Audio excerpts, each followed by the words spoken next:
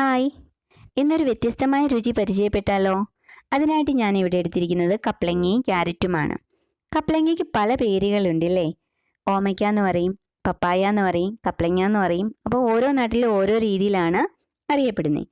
എന്നിരുന്നാലും ഇന്നത്തെ നമ്മുടെ തീന്മേശയിലെ വിഭവം ഇവൻ തന്നെയാണ് കേട്ടോ. നിങ്ങളുടെ നാട്ടിൽ എന്താണ് ഈ കപ്ലങ്ങയ്ക്ക് പേര് പറയുന്നതെന്നൊന്ന് കമൻറ്റ് ചെയ്യണം കേട്ടോ.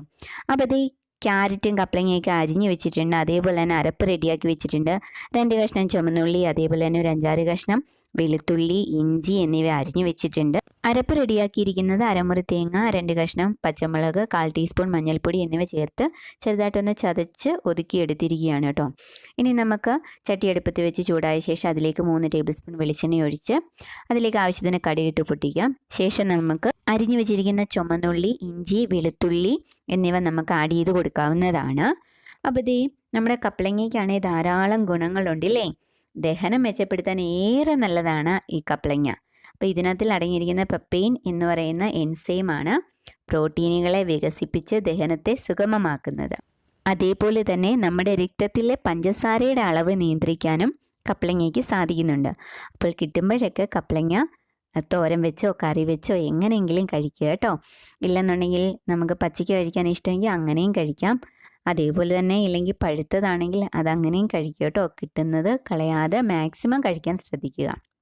അപ്പോൾ ഇതേ നമ്മുടെ ഉള്ളിയൊക്കെ വഴന്ന് വന്നിട്ടുണ്ട്. ഇനി അതിലേക്ക് നമുക്ക് കപ്ലങ്ങ ആഡ് ചെയ്ത് കൊടുക്കാം. കപ്ലങ്ങ ആഡ് ചെയ്ത് കൊടുത്ത ശേഷം ഒന്ന് നന്നായിട്ടൊന്ന് ഇളക്കി കൊടുക്കാവുന്നതാണ്.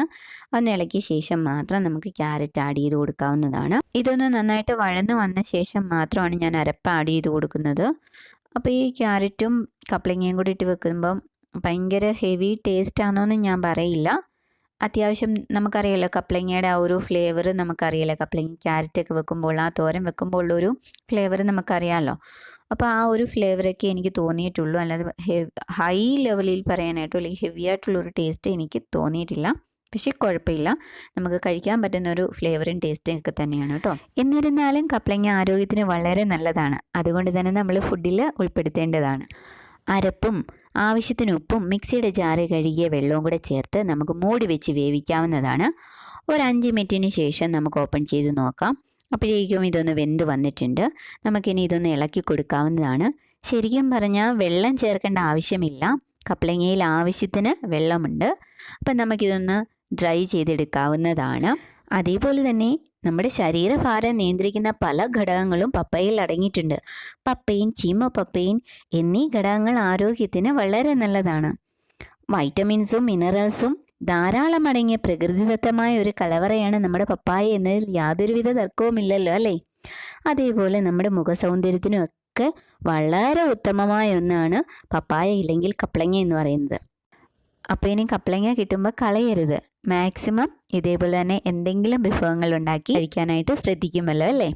അപ്പോൾ ഈ വീഡിയോ ഇഷ്ടമായെങ്കിൽ ലൈക്ക് ചെയ്യാനും ഷെയർ ചെയ്യാനും സബ്സ്ക്രൈബ് ചെയ്യാനും നിങ്ങളുടെ വിലയേറിയ അഭിപ്രായങ്ങൾ രേഖപ്പെടുത്താനും മറക്കരുത്. അപ്പോൾ പുതിയൊരു വീഡിയോയിൽ പുതിയൊരു വിഭവവുമായി വീണ്ടും കാണാം.